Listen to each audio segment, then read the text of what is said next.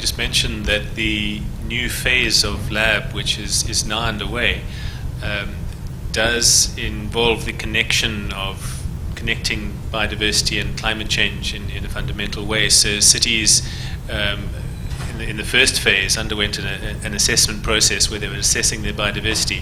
Now they will be looking at the linking points between their climate change strategies and their biodiversity strategies, and how are making sure that they have healthy ecosystems can actually make a difference to biodiversity and also the city's resilience from a climate change point of view.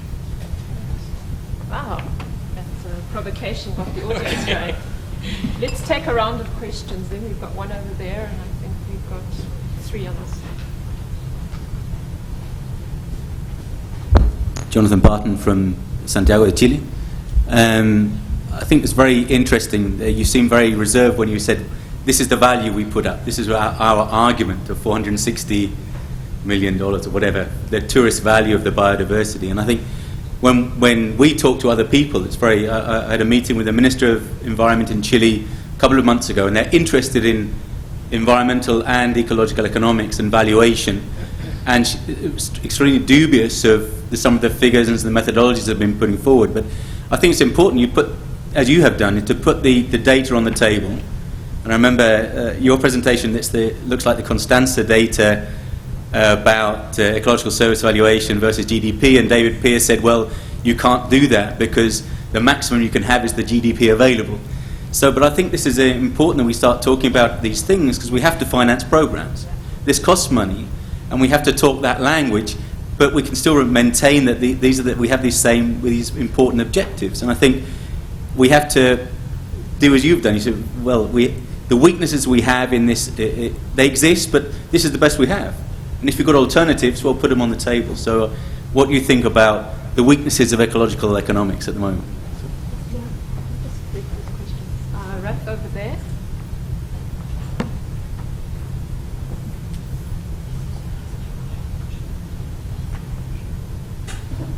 Thanks, and thank you for the presentations. My question is about the second phase on the local action of biodiversity.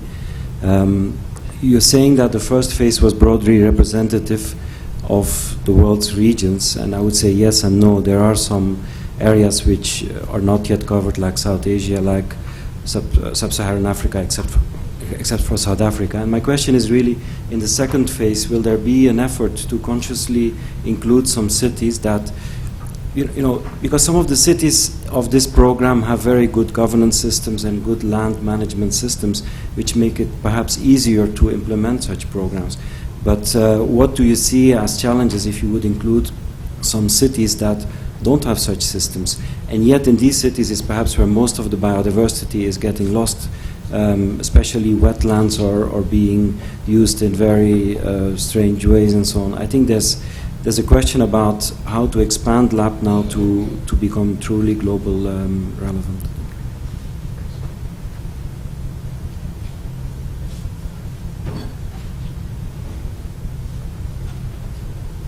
So I'm Christopher Dole from United Nations University. Given that cities occupy a relatively small proportion of the land area, I'm wondering whether what the panel think are the city's responsibilities to the land transformation and biodiversity loss that happens outside of city boundaries, given that so much of this is there to service the wants and needs of cities, and specifically whether ICLE has any plan to make this consideration in its second phase. Thank you. There's a final question. That will be our last question, because we're running out of time.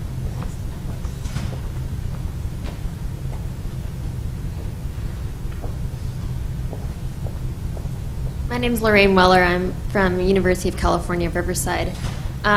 One of my focuses has been actually on biodiversity in managed human systems, looking at what people are actually planting and growing. A lot of the talk that is about ecosystem services that a lot of you guys referenced was the natural biodiversity, especially in these biodiversity hotspots. But I was wondering what you guys thought of the actual ecosystem service value of the ones that people are actually growing and maintaining in cities. I'm working in Los Angeles, and it's not a place where there's a lot of biodiversity that people are actually using or visiting to see, because it's desert, or the same with Phoenix here. So the value of the biodiversity lies in the species that people are actually maintaining. So I'm curious your views on like something like the medicinal value of the plants and then people growing those plants instead of gathering them from the wild. So this is an interesting thing to me, is understanding, what do you guys think of the actual service values of the things that people are growing and maintaining?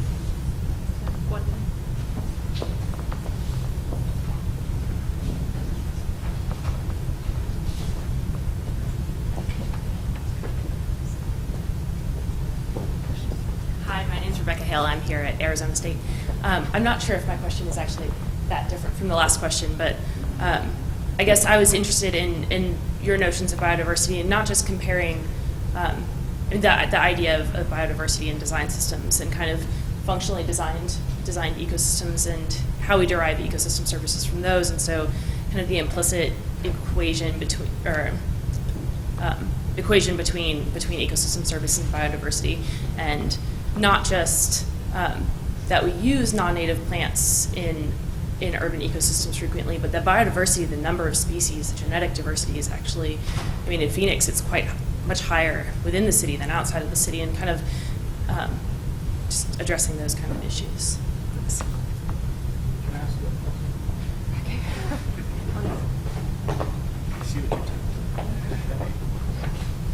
My name is Advait. I'm from Purdue University, and I'd like to provide one or two anecdotes from my experiences in the field in the Western Ghats, which is an IUCN and biodiversity hotspot.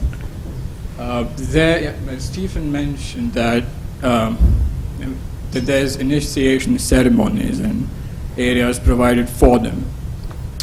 And in the Western Ghats, there's this concept of, in India, well, by the way, the Western Ghats is a long strip of sort of tropical rainforest along the coastline, the western coast of India. And there's the concept of sacred groves, where ethnic groups there value the forest as kind of a sacred resource.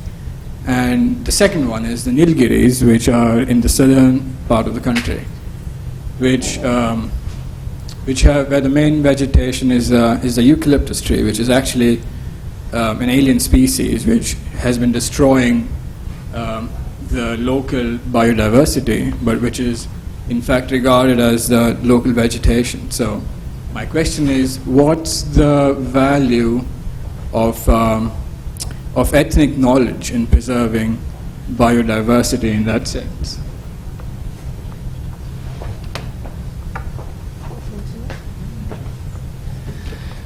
I just want to say one thing. When I think of biodiversity, people are part of that too.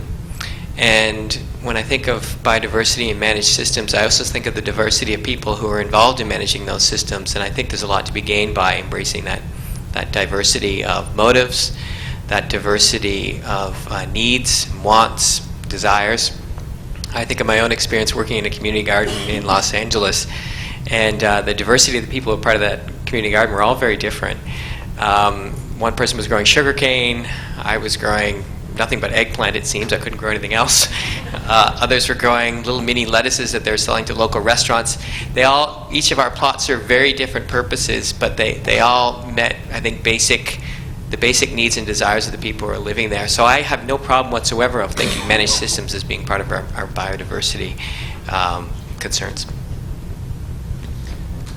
Yeah, just picking up on that last point. I think it's a very critical one.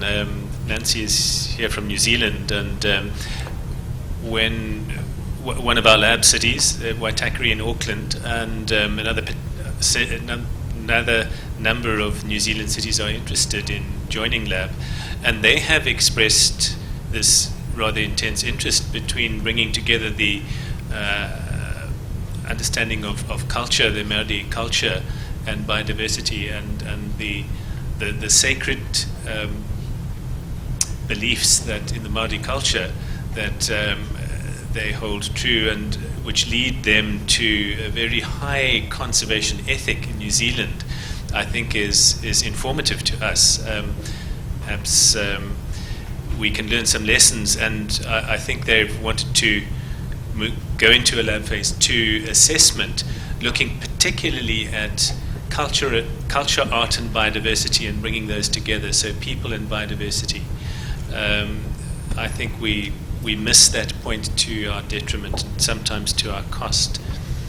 Just picking on a couple of the other comments that were made, the second phase of lab and the call to be more representative. Unfortunately, one of the issues that was one of the drivers of the first phase of lab was the cost, and the fact that it was a city-driven initiative. It came from the cities. We didn't have a sponsor. We didn't have substantial funding to provide the means for less resourced cities to join lab, unfortunately. It was one of the goals to try and seek that funding for the second phase, and that's only been partly successful. And it's really, I suppose, one of the big needs at the moment for lab and for ICLE to source funding to enable less well-resourced cities to play a role. However, we do have Abu Dhabi and Jerusalem that have joined lab. So formerly we didn't have a city from the Middle East, and now we have 2. We have intense interest from the subcontinent without any cities yet having joined lab, but we're sure that 1 or 2 from India will certainly join. We are looking for resources to be able to enable cities from sub-Saharan Africa and Asia and South America to come on board.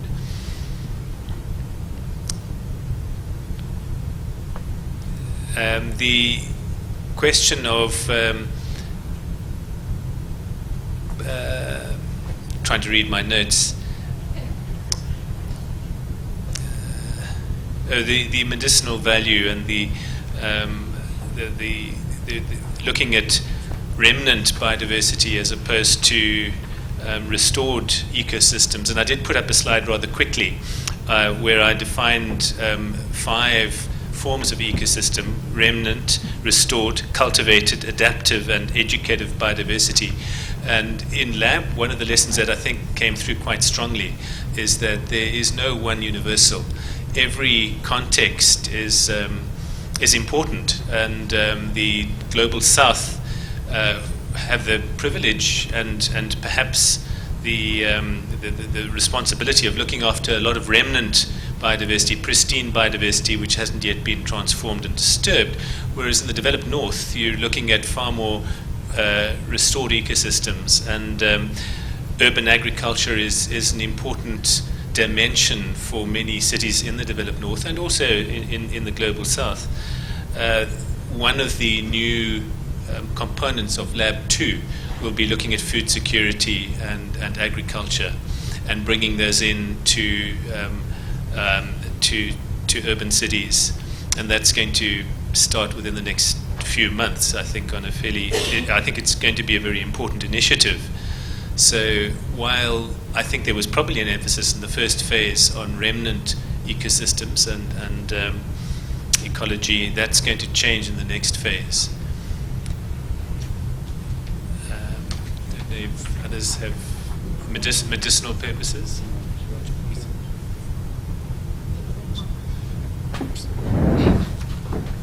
Just primarily like to comment on the human-created landscapes and biodiversity in them.